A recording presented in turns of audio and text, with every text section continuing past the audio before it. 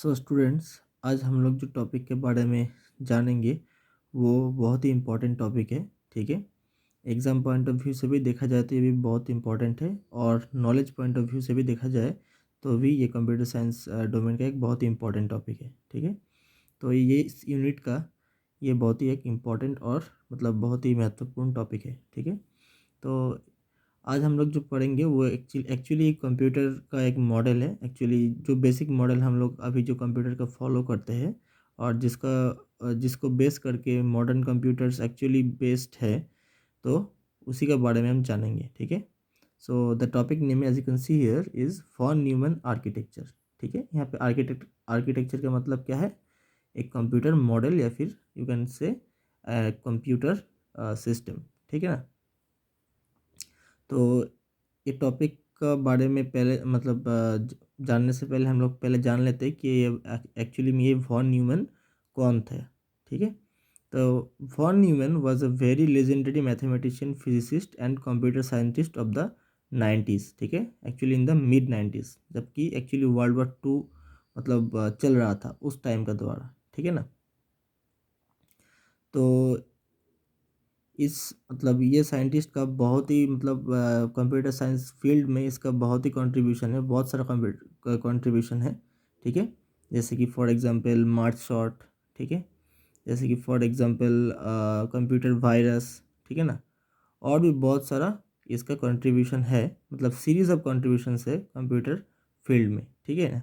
So he is known as one of the legendary scientist और computer scientist of the computer science domain.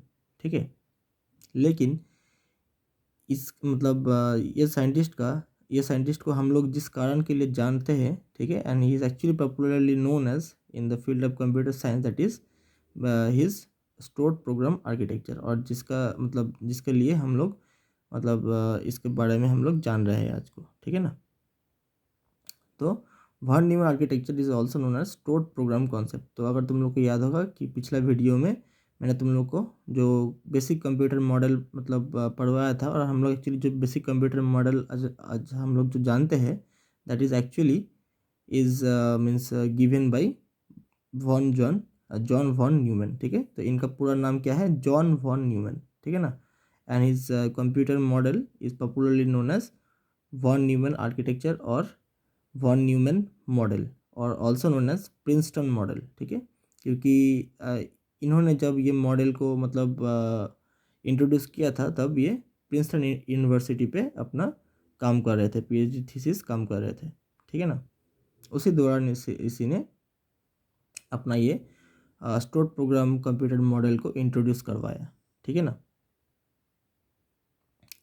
तो हालांकि इसमें भी बहुत सारा मतलब कंट्रोवर्सी है कि वॉन वॉन न्यूमैन मतलब एलन ट्यूरिंग से मतलब इन्फ्लुएंस होके ये मॉडल को मतलब बनाया था, लेकिन ये प्रूव नहीं है। ये एक्चुअली बहुत बहुत इसमें भी बहुत सारा कंट्रोवर्सी है। ठीक है, तो एलन ट्यूरिंग का भी तो नाम तुम लोग सुने ही होंगे। Alan Turing is also a legendary computer scientist.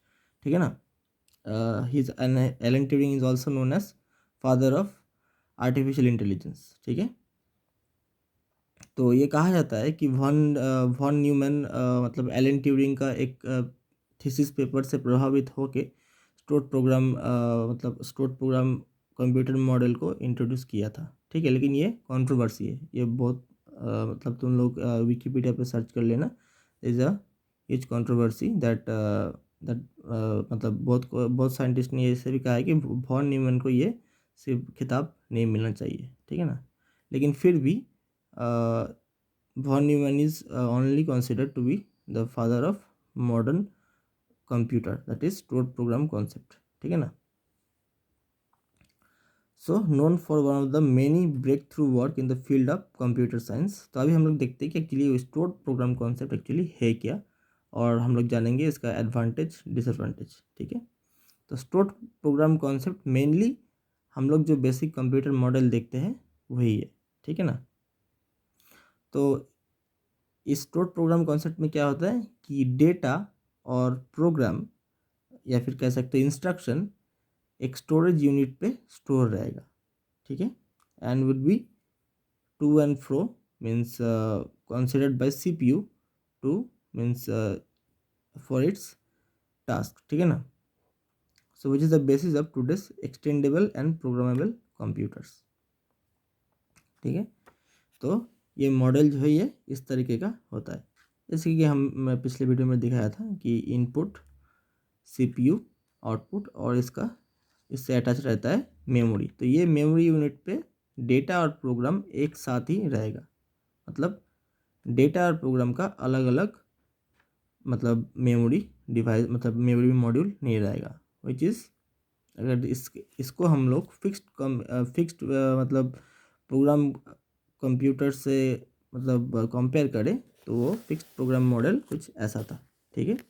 तो it is also known as Harvard model, ठीक है ना। तो उसमें क्या था कि डेटा मेमोरी और प्रोग्राम मेमोरी को अलग अलग करवाया था। तो यहाँ पे एक चीज़ क्या हो रहा है कि मतलब प्रोग्राम एक मेमोरी पे रहता था और डेटा एक मेमोरी पे रहता था। तो यहाँ पे देख सकते हो, तो फिर क्या हार्डवेयर कॉम्प्लेक्सिटी बढ़ जाता था और मेमोरी एक्सेस टाइम भी बढ़ जाता था, ठीक है।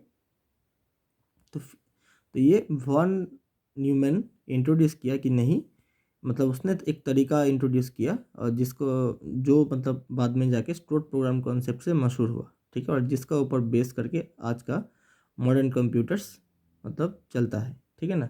क्या कहा कि मेमोरी मतलब डेटा और प्रोग्राम एक ही मतलब मेमोरी पे रिसाइड करे मतलब रहेगा, ठीक है ना, and would be considered by CPU for its processing of task, ठीक है ना।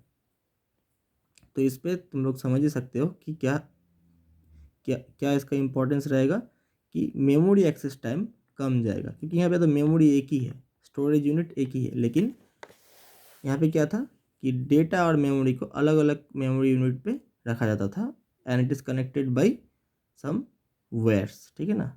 तो यहाँ पे देखो नंबर ऑफ वेयर्स यहाँ पे बढ़ गया है, यहाँ पे 3 है लेकिन यहाँ पे कितना है, 1 है। मतलब एक नहीं रहता है, बहुत सारा रहता है, लेकिन इतना तो क्लियर है कि यहाँ पे number of hardware complexity got reduced, ठीक है। और जितना टाइम ये मेमोरी से डेटा या फिर प्रोग्राम को सीपीयू में जाने के लिए लगेगा, that is less with compare to this model, ठीक है ना, क्योंकि यहाँ पे 2 मॉडल है, एक से प्रोग्राम जाएगा एक से डेटा जाएगा। So you can say that कि von Neumann architecture in this respect is faster than the Harvard model or the fixed program computer models, ठीक है। सो यही इसका मतलब खासियत है, ठीक है। तो अभी हम लोग जानेंगे कि इसका एडवांटेज और डिसएडवांटेज क्या है, और एक इम्पॉर्टेंट टॉपिक पे डिस्कस करेंगे which is also known as von Neumann bottleneck, ठीक है। तो देखते हैं क्या है। तो ये भी ये प्रोग्राम ये एग्जाम पॉइंट ऑफ व्यू से बहुत इंपॉर्टेंट है कि वॉन न्यूमैन बॉटलनेक, ठीक है ना। मतलब इसमें क्या होता है, वॉन न्यूमैन बॉटलनेक का मतलब क्या होता है कि instructions and data can be can only be executed sequentially and one at a time. मतलब कोई भी इंस्ट्रक्शंस जो कि मतलब मेमोरी पे है वो वन बाय वन ही वन एट ए टाइम ही एग्जीक्यूट हो सकता है, ठीक है।